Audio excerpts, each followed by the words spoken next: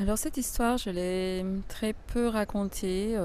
En ce moment, c'est le temps des divulgations et j'ose un peu plus me dévoiler. C'est ce qui m'est demandé. Ça s'est passé il y a environ 20 ans et j'étais dans ce grand cycle chamanique que je suivais depuis plus d'un an à raison de 2 grands week-ends par mois. Donc c'était très intense, beaucoup de pratiques, beaucoup de connexion. C'est là que j'ai vraiment reconnecté ma chamane intérieure.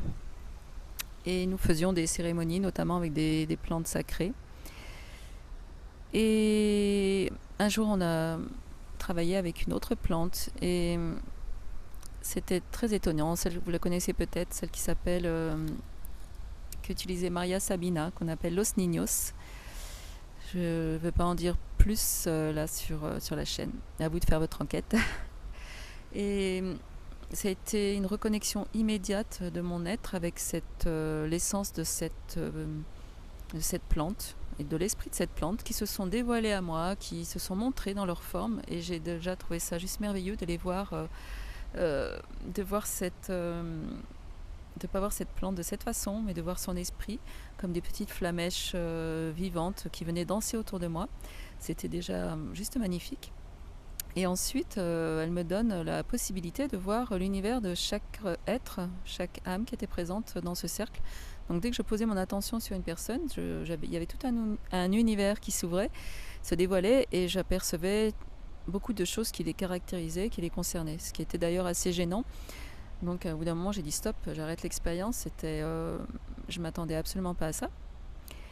Et puis, et bon, il s'est passé beaucoup d'autres choses, mais le plus marquant, c'est qu'à un moment donné, euh, alors que j'étais dans un autre état de conscience, effectivement, j'ai senti tout à coup des bras qui m'ont entouré, qui se sont mis autour de moi et qui ont commencé à me bercer. Et j'avais les yeux fermés, donc la première chose que j'ai faite, c'est ouvrir les yeux et vérifier. Et il n'y avait aucun bras physique, aucun bras d'humain autour de moi. Donc je trouvais cette sensation étrange et je referme les yeux. J'ai de nouveau cette sensation. Donc je fais cet aller-retour plusieurs fois en me demandant mais qu'est-ce qui se passe, jusqu'à ce que je m'abandonne complètement à la présence de ces bras très forts, très vibrants. Et puis, mais vraiment comme si j'étais adossée aussi contre une personne.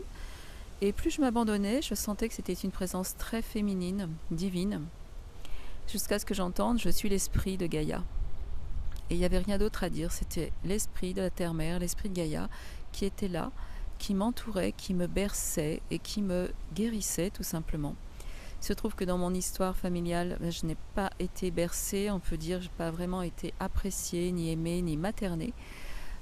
C'est très compliqué dans la lignée des femmes, dans, dans mon transgénérationnel. Il y a même une malédiction sur les femmes, donc ça demandait une guérison très forte. Ça a été un premier pas d'ailleurs vers cette guérison.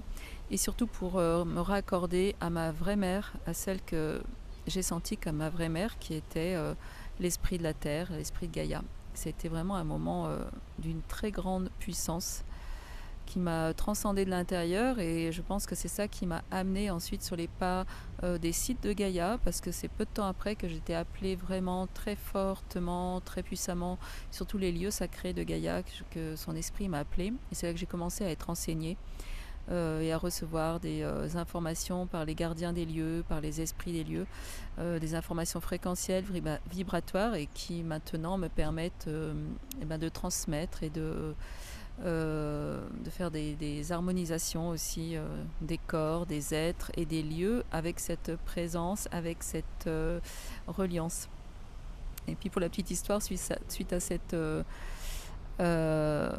initiation très forte, donc l'homme médecine avec qui je travaillais à cette époque me donnait toujours le rôle de Pachamama après dans les cérémonies. Il a vu ce qui s'était passé, il l'a reconnu, il était vraiment très impressionné par cela.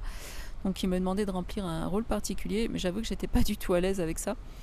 C'était pas pleinement incarné, et puis je comprenais pas à ce moment-là la puissance de ce que je venais de vivre non plus. C'était pas très clair. C'est maintenant que les choses prennent place autrement. Alors oui, l'esprit de Gaïa, c'est pas juste un mot, c'est pas quelque chose d'immatériel. Enfin, oui, ça peut sembler complètement immatériel. On voit que dans beaucoup de traditions, on honore l'esprit de Gaïa, on fait des offrandes à Gaïa.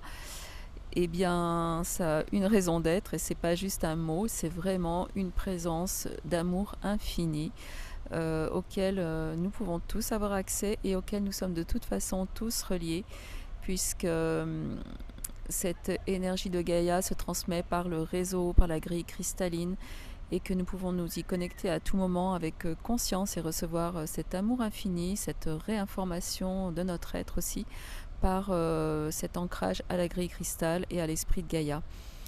Donc voilà ce que je souhaitais vous dire. Et donc, si tu viens à mes transmissions, à mes sorties initiatiques ou à d'autres types d'accompagnement que je propose, tu pourras certainement goûter à cette énergie et cette présence qui est là lorsque je transmets et lorsque j'œuvre. Avec vraiment beaucoup de joie d'être au service du vivant et main dans la main avec Gaïa.